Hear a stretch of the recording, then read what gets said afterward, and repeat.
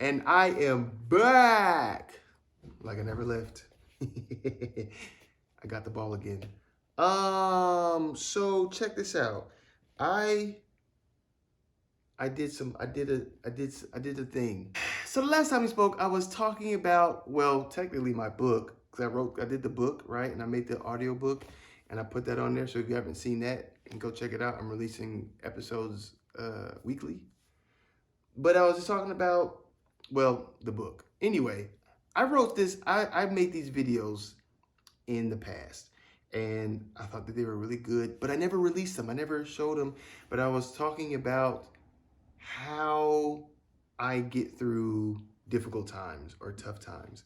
And I just thought that it would be a shame to not release or to show these videos, because it's like getting good advice and nobody ever seeing it or nobody ever hearing it or watching it or, whatever. And I just wanted to basically have a chance for them to be seen, to be explored, to be shown, because it's not like an ego thing. It's just like, why do something and then just like hide it away? Then next thing you know, 10 years have gone by and you just got the stuff just sitting on it. I'm releasing all my old stuff, all my old good stuff. I wrote the book, I'm releasing that. I make these videos, it's like 10, 20, 30. I don't know how many, but the videos exist, so I'm gonna release them instead of just holding on to them and keeping them secret, keeping them private. Watching them, alone and they're not sharing with nobody. So I'm gonna release them. It's not a cop out. I could totally make a new video, or I could redo these videos that I made in the past. But the truth is that I can't really recapture the truth of that moment, because in a lot of these videos I'm channeling energy or hurts, and things that were real to me that I've healed, and I don't want to drudge that stuff up and like try to recapture it. It just doesn't make sense. So, they'll look a little different because obviously they don't have the setup right now, which isn't too advanced, or like how it was in some of my older videos with the snake plants and the everything and everything, but. So just forgive the different look, but the information is still good. So again, it's not a cop out. But I just want to post something that I think would be incredibly useful and helpful, and not sit on it and then let it disappear and fade into obscurity. So I hope you enjoy it. It's a series on persevering when it's tough, when things are tough, when life is kind of stepping on you and kicking you while you're down, and just things that could help you through those times. So endure and enjoy, and I will see you next time. And today I'm talking about, how do I keep going on those hard days? What do I do to, uplift myself when things get tough? This is in the realm of self-mastery. And spoiler alert, self-mastery is difficult, but it's not impossible. And really it's only difficult because we are required to see ourselves clearly, honestly, and ask those tough questions. So it's very freeing when you get there, right? It's very freeing because what happens is you'll start to notice this success cycle. But it takes a degree of, okay, I need to do this and I need to do it every day.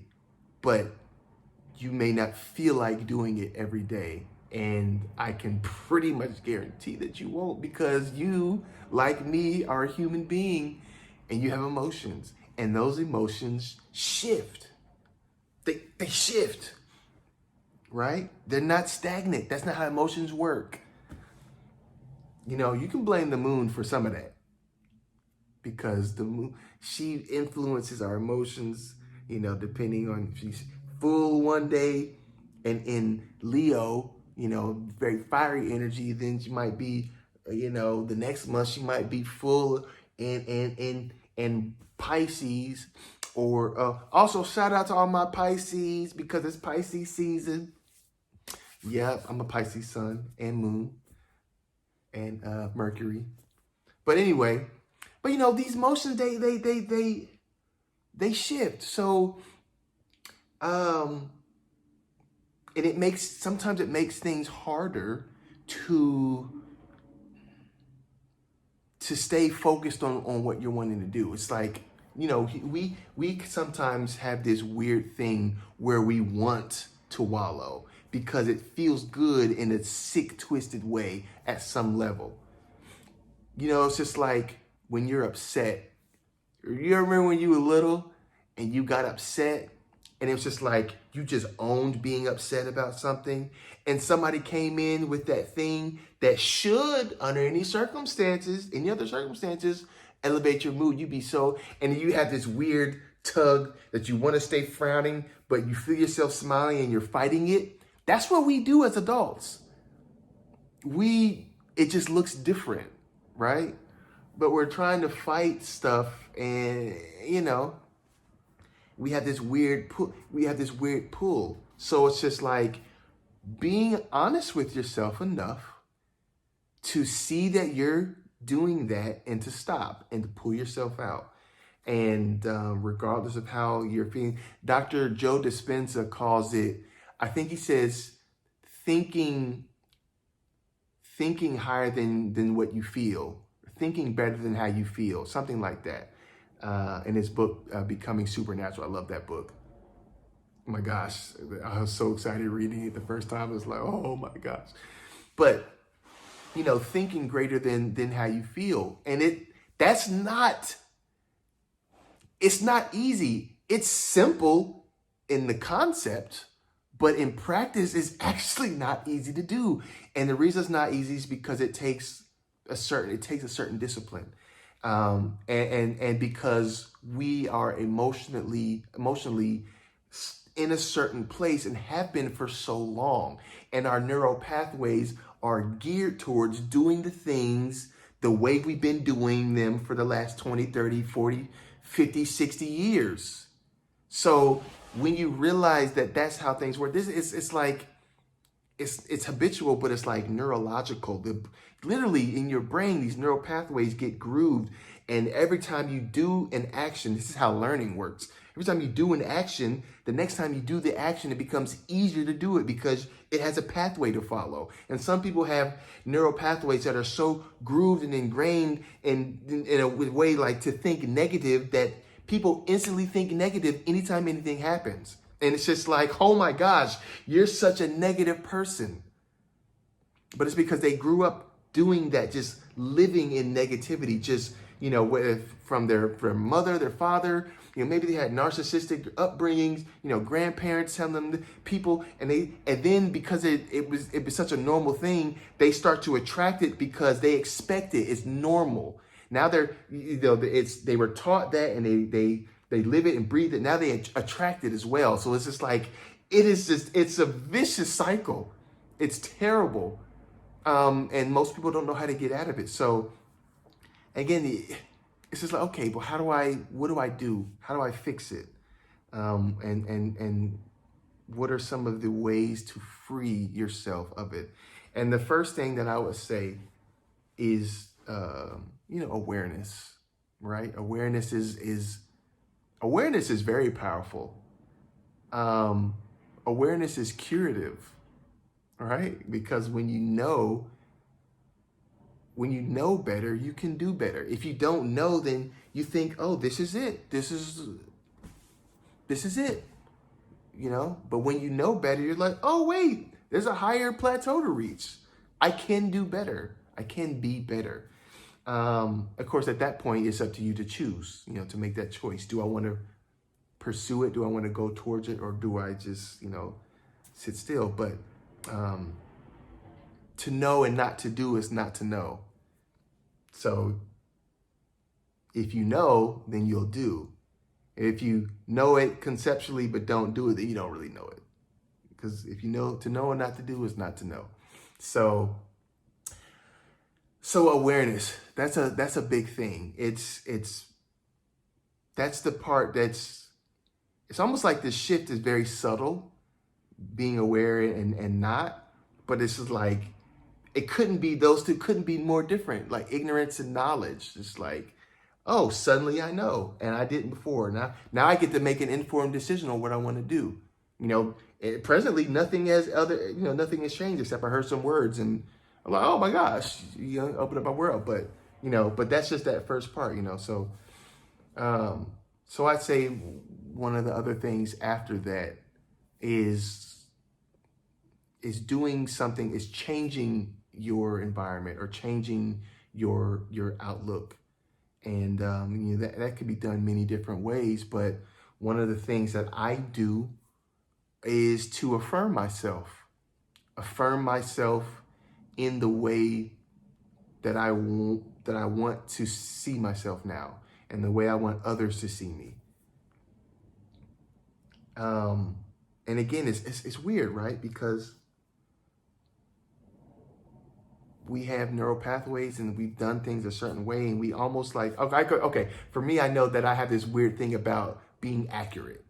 Like, right, I'm just like, if I'm unhappy, I mean, that's just what it is. I'm unhappy, right? So I can't say that I'm happy when I'm not. That doesn't make sense. But it's just like, come on, dummy.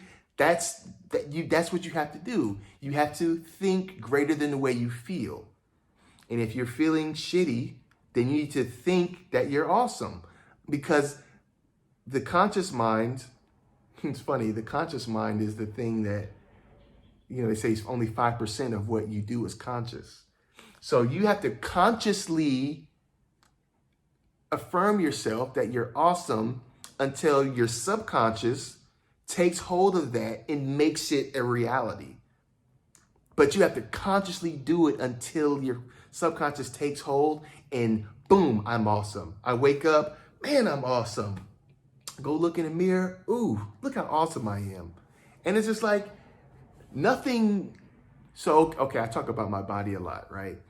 And I may not look the way that I necessarily want to yet, but by creating the narrative in my mind that I'm healthy and I'm strong and I'm handsome and all these things, by consciously doing that, my subconscious is going to take over, and then it's going to make it a reality, because the way that I got to where I am now was all because of, repetition of the thing that I actually don't want in so many ways. Not like, I wasn't just saying like, oh, I'm ugly and I'm fat or whatever. It's just going through stuff and then just accepting a new program. And this is what it wrought for me. You understand what I'm saying? So it's consciously doing the thing or saying the thing, affirming yourself in a way that will get you to your ultimate goal. And it's just like, I don't care if you don't believe it yet. Fake it till you make it, right? That's what they say in the military. Fake it till you doggone make it. But it's do your best to feel it as good as you can. But essentially faking this thing until it's real. And it's just like that takes, it's difficult. It's difficult because, especially if you're like me and you feel like you have to be accurate with what you're seeing. Screw all that. Close your eyes, put the blinders on, and be like, hey, I'm awesome. Hey, I look good. Hey, I'm handsome. Hey, I'm sexy. I'm confident. And just, I'm loved. And I love me. I love the way that I look. I love the way that I talk. I love the sound of my voice. I'm caring. I'm compassionate. When I walk into a room, people light up. My presence is a blessing to others. All these affirming things. It doesn't matter if it's real or not yet, because by you consciously affirming it, eventually you're going to be like, dang, I am awesome. Look how I changed that person's life. Look, I didn't even think anything of it. I just said something and it made them laugh. Laughter is so powerful. You can make somebody laugh. That's a huge thing. You can make yourself laugh. And it's just, these are the things that on a daily basis you get to do to change your situation. So when you're feeling down, it's okay that you feel down. It's okay to recognize that you feel down. What you don't want to do is live in it. You don't want to affirm that you're down and you're feeling down. You don't want to keep affirming that and reaffirming it and reaffirming it. You get the point. You don't want to keep, just because it's accurate, because this is your current reality. But see, what you may not understand is you created this current reality based on thoughts that you had prior to now. Your thoughts from a year ago, 6 months ago, 2 years ago created the situation that you're in now. So it's just like, you gotta do that. And it's just like, I know it may seem like a thing, but I'm here in Arizona now because I said last 2021, I said this is gonna be my last year in Texas. And I wasn't sure exactly where I was gonna go at this point, but I said this is gonna be my last year in Texas. And not even, what was it? That was in June, July, August, September, October, November. 4 months? No, it was a little bit longer than that. Maybe this was back in March. Yes, it was back in March of last year. So like 7 months later, I was gone. I was expecting to spend the entire last year in Texas, and then January, February of this year, like, okay, now I'll move. Nope, I was gone before the year was out. Because I was just like, oh, this is going to be my last year here. So it's the same thing. Like if you wake up in the morning time and you expect your day to be filled with joy and peace, then maybe it'll happen, maybe it won't, but you're expecting it to be joyful and peaceful. And eventually it will be joyful and peaceful. Even if a whole bunch of stuff is happening around you that you could consider chaotic, your vessel, your body will be joyful and peaceful because that's what you've affirmed. It doesn't matter about anything that's going on outside of you. None of that matters. None of that matters. This is what we need to understand as a collective. None of what happens outside of us actually matters. It's what's going on in here, because I'm the only me. You are the only you. So your peace, your tranquility, your joy, that's something that you get to foster. And you choose what things that you allow in that will either foster your peace and give you more of it or disrupt it. And there's a certain detachment that comes with that. I'm not telling you to like be a nihilist. But in my experience, I was nihilistic. I held a nihilistic view for a few years. I thought that nothing mattered. I thought that life doesn't matter, like it didn't matter. And I think I talked about this before. And I had to, whether it's right or wrong, that's not nothing to do with me. But what it did was it allowed me to develop a level of detachment, to not be so concerned about things that I didn't have control over. You know what I mean? Like, people are born, we get here by being born, everybody's gonna die at some point. So should I fear death? Absolutely not. That death is the, outside of being born, death is the most natural part of life after being born. That's just like, there's the beginning, birth, then there's the end. There's completion, death. It's okay. No reason to fear it. It's going to happen the way it happens. Now, should I use that fear of death to like not do certain stuff? Absolutely not. Go out and enjoy your life. Now, I'm not saying to be unwise. I'm not saying to go put yourself in certain situations that are obviously, volatile and dangerous. But it's just like, death is going to come for us all. So it's just like, don't worry about it. So it's there's certain realizations. Now there's when it comes to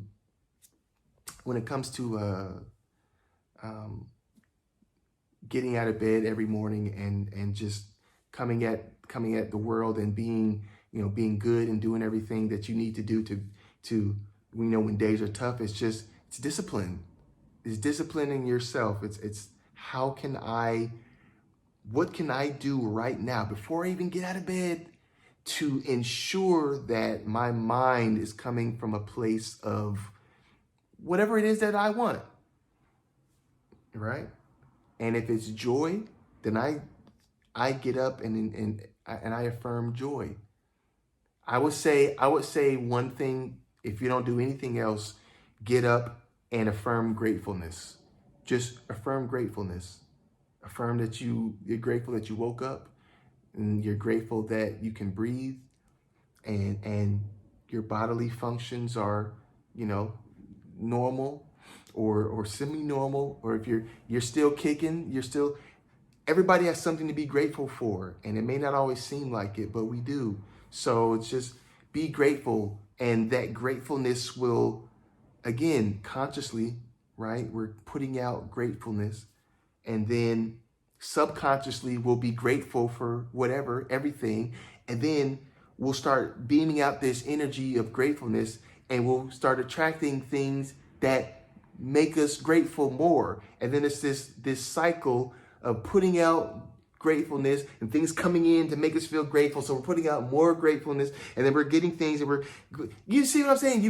It says you're putting out gratefulness, getting things to feel grateful for, then being grateful for it, then putting out gratefulness, and then getting things that make you feel grateful for, then feeling the gratefulness. It's just like this is how you do it. But it takes that, again, the concept is simple, but practice can be difficult because of our habits, our neural pathways that are stuck on doing things that, because we were taught and whatever. So there'll be more on that. I think it's an important topic, because obviously we all deal with emotions. We're all humans. We all have emotions, and they shift. But regardless of how you feel, you can affirm yourself every day. I've done it so many times where I felt like crap, and I affirmed myself anyway. Even if I was just going through the motions, because as soon as you don't do it, you miss one day, then you might miss the next day. Then you might miss the next day. And then this practice that you've built up, you forgot. Oh, when's the last time you did it? Oh, I can't even remember. Can't even remember the last time I affirmed myself. So even if you don't feel it, it's the simple practice of still doing it, because it becomes a part of you. And then you get to a point where, you may not feel like doing it every day, but then you start to feel like doing it more. It's just like, this is what I do. I affirm myself. I don't talk down to myself. I don't belittle myself, not even in jest. I no longer make self-deprecating jokes. Oh, it's kind of funny, whatever. No.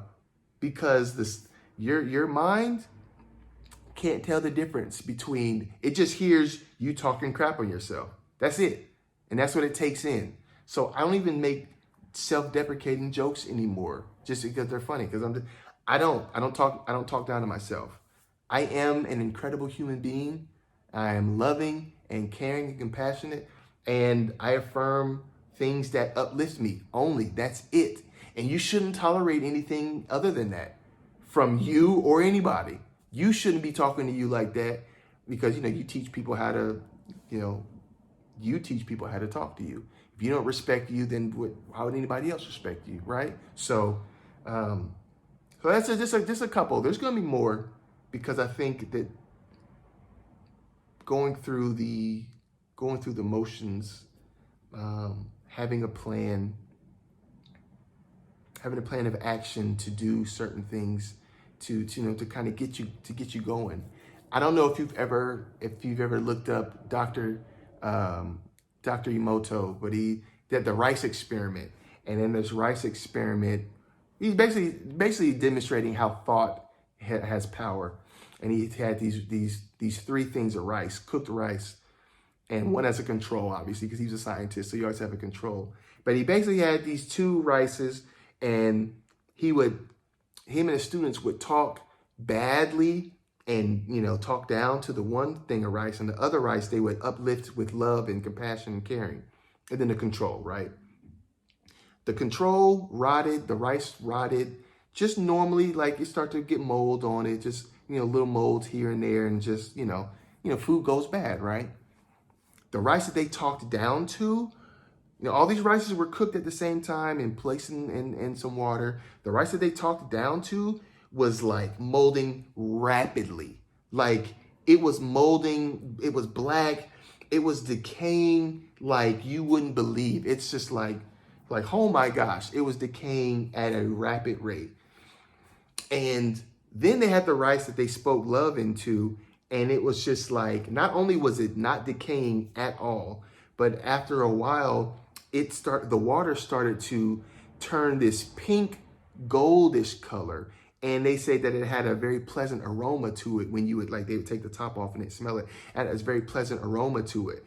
And it was just like, holy crap. So between these three jars of cooked rice, the only difference was the one that they ignored was the control, the one that they talked down to, and then the one that they spoke love into. The only difference between them was that somebody took some time to focus energy on these different things of cooked rice, jars of cooked rice, and the words that they used.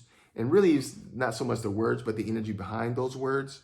But the words that they used caused the rice to take on different qualities.